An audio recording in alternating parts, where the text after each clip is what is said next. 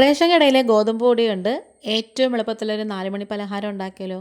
കുറച്ച് ചേരുവകൾ മാത്രമേ ഉള്ളൂ. അപ്പോൾ നമുക്ക് നേരെ വീഡിയോയിലേക്ക് തന്നെ പോവാം. പുതിയൊരു വീഡിയോയിലേക്ക് എല്ലാ കൂട്ടുകാർക്കും സ്വാഗതം. വീഡിയോ ഇഷ്ടപ്പെട്ട ചാനലൊന്ന് സബ്സ്ക്രൈബ് ചെയ്ത് സപ്പോർട്ട് ചെയ്യണേ.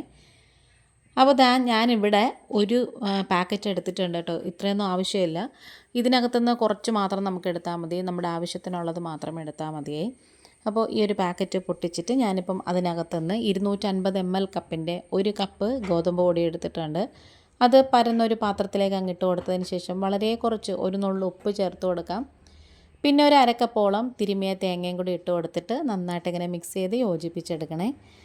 നന്നായിട്ടിങ്ങനെ ഒരു തേങ്ങയൊക്കെ എല്ലാ ഭാഗത്തും ആകത്തക്ക രീതിയിൽ കൈകൊണ്ട് മിക്സ് ചെയ്താൽ അതാണ് ഏറ്റവും നല്ലത്. ഇനി ഇതിലേക്ക് നമുക്ക് നന്നായിട്ട് തിളപ്പിച്ച വെള്ളം ഒഴിച്ചു കൊടുക്കാം. ഒരുപാട് വെള്ളം ആദ്യമേ ഒഴിക്കരുത്, ഇതങ്ങ് പായസമായി പോവും. കുറച്ചായിട്ട് വെള്ളം ഒഴിച്ചിട്ട് നമുക്കിതിൻ്റെ ഒരു പരുവത്തിനെ ഒന്ന് കൈകൊണ്ട് കുഴച്ചെടുക്കുമ്പം ആ ഒരു പരുവം അറിയാൻ പറ്റുമല്ലോ. ഒരു കൊഴുക്കട്ടയൊക്കെ ഉണ്ടാക്കുന്ന പരുവം, ആ ഒരു പരുവത്തിനുള്ള വെള്ളം ഒഴിച്ചു കൊടുത്താൽ മതി.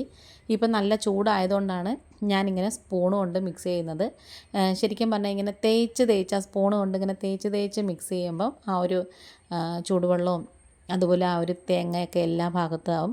പിന്നെ നമ്മൾ ചൂടുവെള്ളം ഒഴിക്കുമ്പം വേറൊരു ഗുണവും കൂടിയുണ്ട്. ആ ഒരു തേങ്ങയും കൂടി നന്നായിട്ട് ചൂടാകുമ്പം അതിനകത്തുനിന്നൊരു ചെറിയൊരു തേങ്ങാപ്പാലിൻ്റെ ഒരു ടേസ്റ്റും കൂടെ അതിനകത്തുനിന്ന് വന്നോളും. ഇപ്പം നല്ല ചൂടുണ്ട്, എന്നാലും കുഴപ്പമില്ല. ഞാനിങ്ങനെ കൈകൊണ്ട് ചെറുതായിട്ടിങ്ങനെ മിക്സ് ചെയ്ത് കുഴച്ച് നല്ലവണ്ണം പരുവപ്പെടുത്തി എടുക്കുവാണ്.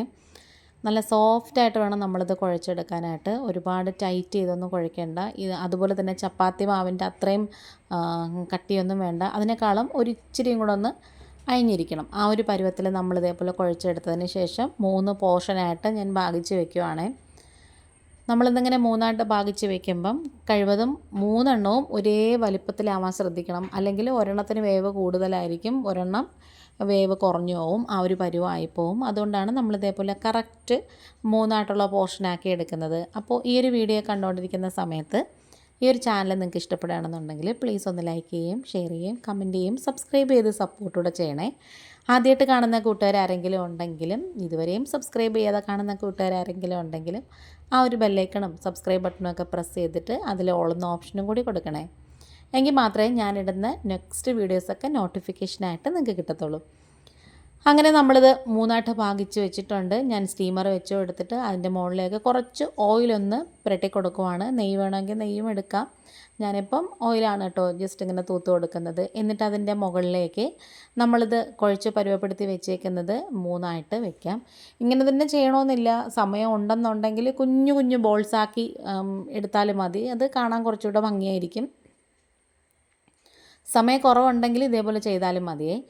ഒരു 5 മിനിറ്റ് കഴിഞ്ഞപ്പോൾ ഞാൻ തുറന്നു നോക്കിയപ്പം ചെറിയതായിട്ടൊരു വേവും കൂടി വേണമെന്ന് തോന്നി. അങ്ങനെ അടച്ച് വെച്ചിട്ടൊരു 3 മിനിറ്റ് കൂടെ കഴിഞ്ഞിട്ട് എടുത്തപ്പോഴത്തേക്കും നന്നായിട്ട് വെന്ത് വന്നിട്ടുണ്ട്. ഇതിലൊന്നും ഒട്ടിപ്പിടിച്ചിട്ടില്ല. കാരണം നമ്മളിതിൽ ആ ഒരു ഓയിൽ സ്പ്രെഡ് ചെയ്തുകൊണ്ട് തന്നെ നന്നായിട്ട് ഒട്ടിപ്പിടിക്കുകയൊന്നും ചെയ്തിട്ടില്ല. വേണമെന്നുണ്ടെങ്കിൽ ഒരു വാഴയിലേക്ക് വെച്ച് കൊടുക്കുക. അപ്പോൾ അതിൻ്റെ ഒരു മണവും കൂടി കിട്ടുമ്പം നല്ലൊരു ഫ്ലേവറാണ്. ഇനി ഇത് കട്ട് ചെയ്തെടുക്കുക. അത് കട്ട് ചെയ്യുന്നത് നമ്മുടെ ഇഷ്ടത്തിന് കട്ട് ചെയ്യും. ഞാനിപ്പം നെടുകെ കയറിയിട്ട് ഇതുപോലെ ചെറിയ കഷ്ണങ്ങളായിട്ട് നുറുക്കി വെക്കുവാണ്. നമ്മൾ ഏത്തപ്പഴമൊക്കെ ഇങ്ങനെ നെടുകെ കയറിയിട്ട് ഇടത്തില്ലേ, അതുപോലെ നിങ്ങൾക്ക് വേണമെന്നുണ്ടെങ്കിൽ 4ആയിട്ട് കട്ട് ചെയ്തിട്ട് ഇടാം. അതുമല്ല എന്നുണ്ടെങ്കിൽ നമുക്കിങ്ങനെ ഉരുളക്കിഴങ്ങ് നമ്മൾ ഫ്രഞ്ച് ഫ്രൈസിനൊക്കെ ആകത്തില്ലേ നീളത്തിൽ, അതുപോലെ നീളത്തിൽ കട്ട് ചെയ്തിടാം. അത് ഓരോരുത്തരുടെ ഇഷ്ടം പോലെ നമുക്ക് ചെയ്യാം, മനോധർമ്മം പോലെ ചെയ്യാമേ. ഞാനിപ്പോൾ ഇതുപോലെ ഇത് ഫുള്ളും കട്ട് ചെയ്ത് വെക്കുവാണ്. പക്ഷേ ഇതിന് വലിയ ടേസ്റ്റൊന്നുമില്ല. കാരണം എന്ന് വെച്ചാൽ വേറെ നമ്മളൊന്നും ചേർത്തിട്ടില്ലല്ലോ. തേങ്ങയും ഉപ്പ് പൊടി ഇച്ചിരി ഇട്ടു, അതല്ലേ ഉള്ളൂ. വേറെ നമ്മളങ്ങനെ സ്പെഷ്യലായിട്ടൊന്നും ചേർത്തിട്ടില്ലല്ലോ. അങ്ങനെ അതൊക്കെ മാറ്റി വെച്ചതിന് ശേഷം ഇതേപോലെ ഒരു പാൻ വെച്ച് കൊടുക്കാം. അതിലേക്ക് കുറച്ച് നെയ്യ്, ഏകദേശം 1 ടേബിൾ സ്പൂണോളം നെയ്യ് ഒഴിച്ച് കൊടുക്കാം. നെയ്യൊക്കെ ഉരുക്കി നന്നായിട്ട് മെൽറ്റായിട്ട് വരുമ്പോഴത്തേക്കും നമുക്കിതിലേക്ക് ഒരു പകുതി ക്യാരറ്റ് ചേർത്ത് കൊടുക്കാം. അത് നന്നായിട്ട് ഇങ്ങനെ ഒന്ന് ഗ്രേറ്റ് ചെയ്തിട്ട് ചേർത്ത് കൊടുക്കണം. ക്യാരറ്റൊക്കെ വേണമെങ്കിൽ ഒരു 1-2 ഒക്കെ വേണമെങ്കിലും ചേർക്കാം, നിങ്ങളുടെ കയ്യിലുള്ളതുപോലെ ചേർക്കാം. ഞാനിപ്പോൾ ഒരു ഇച്ചിരി ചേർത്ത് കൊടുത്തോളേ. ഇനി ഇത് നന്നായിട്ടൊന്ന് വഴറ്റി കൊടുക്കണം. ഈ ഒരു ക്യാരറ്റിന് പിന്നെ വലിയ വേവൊന്നുമില്ല, കാരണം നമ്മൾ ഗ്രേറ്റ് ചെയ്തിട്ടുകൊണ്ട് തന്നെ ഇത് പെട്ടെന്ന് തന്നെ അങ്ങ് വെന്ത് കിട്ടും. ഇപ്പം നമ്മൾ ഗ്യാസിൻ്റെ സ്റ്റൗവ് മീഡിയത്തിലാണ് വെച്ചേക്കുന്നത്. ഇതിലേക്ക് കുറച്ച് തേങ്ങയും കൂടി ചേർത്ത് കൊടുക്കാം. ഏകദേശം ഒരു 1/2 കപ്പ് മുതൽ 3/4 കപ്പ് വരെയുള്ള തേങ്ങ ചേർത്ത് കൊടുക്കാം. ഇനി ഇതിലേക്ക് നമ്മൾ ചേർത്ത് കൊടുക്കുന്ന കുറച്ച് എള്ളാണ്, അതും കൂടി ചേർത്ത് കൊടുക്കാം. കറുത്ത എള്ളാണ് ഞാൻ ചേർത്ത് കൊടുത്തേക്കുന്നത്, വളരെ കുറച്ച് മതിയേ. ഇനി നമുക്കിതിലേക്ക് ഒരു 1/4 കപ്പോളം ശർക്കര പൊടി ചേർത്ത് കൊടുക്കാം. ഇനി ഉണ്ട ശർക്കരയോ അച്ച് ശർക്കരയാണ് കയ്യിലുണ്ടെങ്കിൽ പ്രത്യേകം നമ്മൾ ഉരുക്കിയിട്ട് അഴുക്കൊക്കെ കളഞ്ഞ് അരിച്ച് വേണം ഇതിലേക്ക് ചേർത്ത് കൊടുക്കാനായിട്ട്. ഒരു 1/4 കപ്പോളം വെള്ളവും കൂടി നമുക്കിതിലേക്ക് ഒഴിച്ചു കൊടുക്കാം. ഈ ശർക്കര ഒന്ന് ചെറുതായിട്ടൊന്ന് ഉരുകി വരാൻ വേണ്ടിയിട്ടാണ്.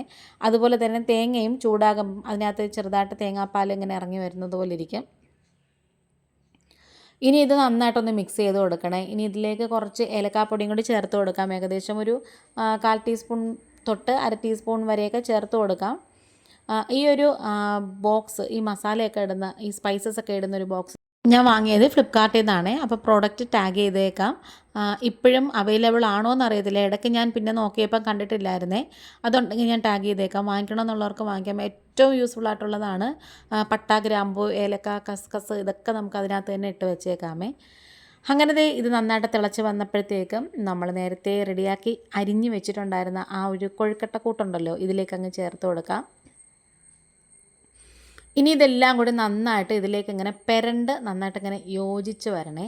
ആ ഒരു ശർക്കരയൊക്കെ ഇതിനകത്ത് നന്നായിട്ട് പിടിക്കണം. എങ്കിൽ മാത്രമേ നമ്മൾ പിന്നീട് കഴിക്കുമ്പം നല്ലൊരു ടേസ്റ്റ് കിട്ടത്തുള്ളൂ. അല്ലെങ്കിൽ വെറും പച്ച മാവ് വാരി തിന്നുന്ന പോലെ ആയിരിക്കും. അതുകൊണ്ട് കുറച്ചൊന്ന് വറ്റി വരണം. അത് കുറുകി വറ്റി വരുമ്പോഴത്തേക്കും ഈ ഒരു കൊഴുക്കട്ടയുടെ കഷ്ണങ്ങളിലേക്ക് തേങ്ങയും അതുപോലെ തന്നെ ശർക്കരയും എല്ലാം നന്നായിട്ട് ഇങ്ങനെ പിടിച്ച് യോജിച്ച് നല്ല സെറ്റായിട്ട് വരും. നല്ലൊരു മണമാണ് കേട്ടോ. ഇപ്പം ആ ഒരു നെയ്യുടെയും ഏലക്കപ്പൊടിയുടെയൊക്കെ നല്ല അടിപൊളിയായിട്ടുള്ളൊരു മണം വരുന്നുണ്ട്. ഇത് ഏറ്റവും സിമ്പിളാണെന്ന് മാത്രമല്ല, വൈകുന്നേരം സ്കൂളൊക്കെ വിട്ട് വരുമ്പം മക്കളുമാർക്കൊക്കെ കൊടുക്കാൻ ഒരു നല്ല ടേസ്റ്റായിട്ട് കഴിക്കുകയും ചെയ്യും. ഏത്തപ്പഴം ഉണ്ടെങ്കിൽ ഇതിൻ്റെ കൂടെ കട്ട് ചെയ്തിട്ടാലും നല്ലതാണ് കേട്ടോ. നല്ലൊരു ഫ്ലേവറും നല്ലൊരു ടേസ്റ്റും കിട്ടും. അപ്പോൾ നമ്മുടെ വീഡിയോ വൈൻഡപ്പ് ചെയ്യാറായി. ഇന്നിപ്പോൾ ഇത്രയേ ഉള്ളൂ. വേറൊരു വീഡിയോ ആയിട്ട് വേഗം തന്നെ വരാം. വീഡിയോ ഇഷ്ടപ്പെട്ട ചാനലൊന്ന് സബ്സ്ക്രൈബ് ചെയ്ത് സപ്പോർട്ട് ചെയ്യണേ. ഇന്നിപ്പോൾ ഇത്രയേ ഉള്ളൂ. Thanks for watching.